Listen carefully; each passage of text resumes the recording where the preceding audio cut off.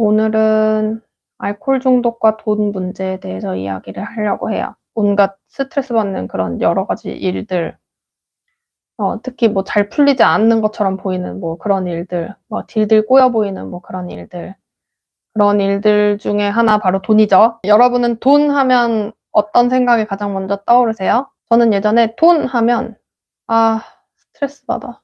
이런 생각 제일 많이 했어요. 아, 다음 달은 어떡하지? 뭐 이런 거 있잖아요. 시골의 산책님, 항상 모자라고 항상 부족하게 느껴진다. 이런 느낌이 느껴지면 기분이 어떻게 되세요? 조급하고 불안하다. 네, 조급하고 불안할 때는 어떤 행동들을 주로 하시나요? 저 같은 경우에는 조급하고 불안하면 술 마셨어요. 너무 당연하게도. 아니면 마구 먹고 다투하고. 예전엔 있기 위해 술, 요즘은 뭘 자꾸 먹으려고 들어요. 아, 저랑 비슷한 결로 이제 가시는 거네요. 그쵸? 그러면 이제 결과가 이렇게 되는 거예요. 알코올 중독의 문제가 일어나고, 알코올 중독 문제가 일어나면서 술 자체에도 돈을 쓰지만, 내가 알코올 중독으로 인해서 뇌의 기능이 저하되고, 나의 어떤 인간적인 뭐 가능성이나 포텐셜 이런 게 막 저하되고, 그러면서 실제로 돈이 부족해지는 결과를 얻겠죠. 왜냐하면 직업적으로도 내가 올바른 활동을 할 수 있는 가능성이 줄어들고, 그쵸? 그리고 이제 술을 마시진 않지만 계속 이 조급하고 불안함을 없애려고 계속 뭘 먹는 게 계속 장기화된다. 그러면 이제 먹는 거 자체에도 돈이 들어가니까 돈이 부족해지겠지만 그것이 아니더라도 건강을 잃게 되겠죠. 그렇죠? 신체적인 건강.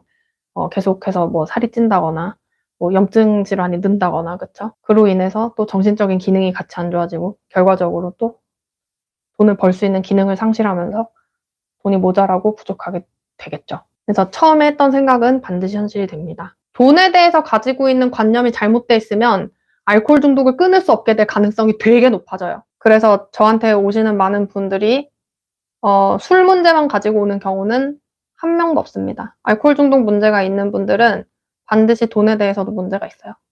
돈과 관련된 개념이 상당히 잘못돼 있습니다. 술보다도 그게 메인이다 얘기할 수 있을 정도로 아, 돈이 안 벌리네. 아, 너무 힘들다. 그러면 술을 마시게 돼요. 그쵸? 희한해, 그죠? 그게 희한한 게 아니라 여러분들이 뇌를 그렇게 가르치신 거예요. 돈에 대한 관념이 일단 안 좋고 스트레스를 받으면 그 스트레스 받는 감정과 음주라는 행동을 연결 지으신 거예요. 한 번 하고 두 번 하고 세 번 하고 해가지고 계속 반복해서 이 고리를 끊어질 수 없도록 아주 단단하게 이렇게 맺었어요. 네. 가르쳐 주신 거예요, 뇌한테. 그래서 지금은 아무 생각하지 않아도 스트레스를 받으면 술을 마시는 게 자동화 반응이 돼서 같이 일어나는 거예요.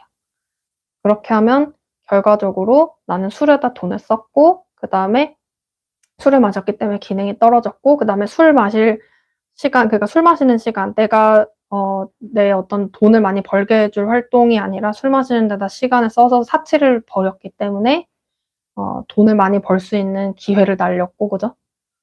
그렇게 해서 결과적으로 돈이 안 벌리는 결과를 얻게 되는 거예요. 제가 요즘 자주 하는 말인데요.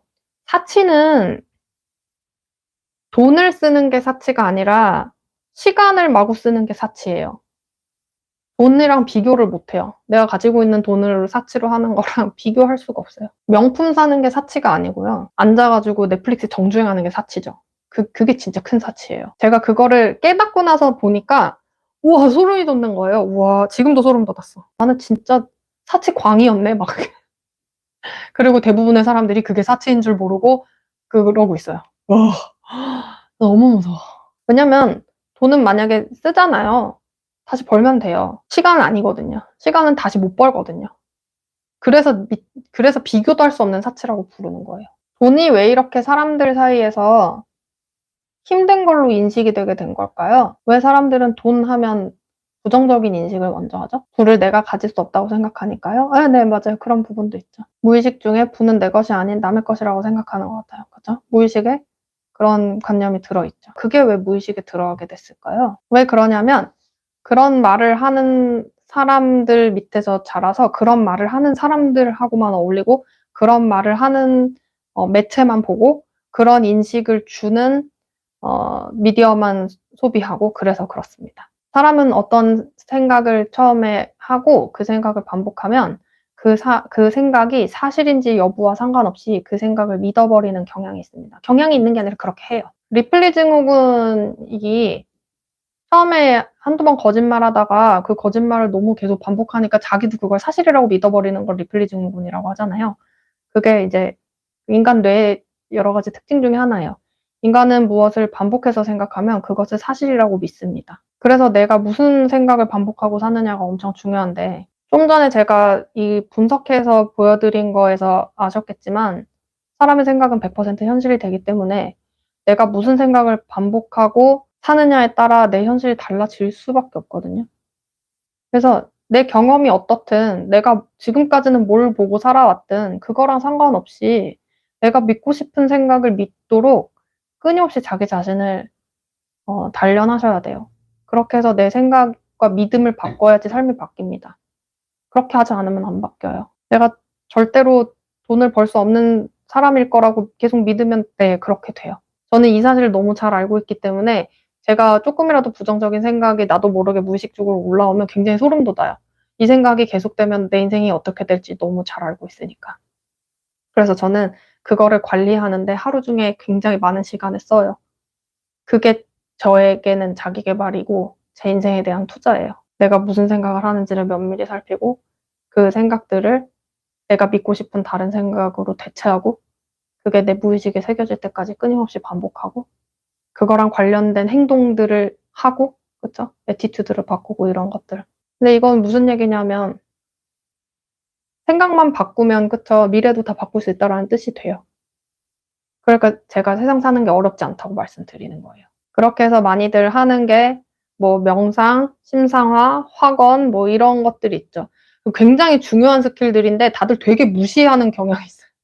며칠 해보고 안 된다고 그만두고 뭐 최대 한 달 해보고 안 된다고 그만두고, 그쵸? 내가 지금까지 해온 무의식적 생각은 어쩌면 수십억 번을 반복했을 텐데 고작 몇천 번 해보고 그만두는 거, 그죠? 많은 분들이 내 무의식적 생각, 특히 돈이랑 관련된 이런 무의식적 생각을 바꾸려고 노력하지 않는 이유는 행복해지기 싫어서라기보다는 이렇게 노력하면서 사는 것보다 그냥 지금처럼 돈에 대해서 원망하고 사는 게 훨씬 쉽기 때문이에요. 우리 뇌는 쉬운 걸 좋아해요.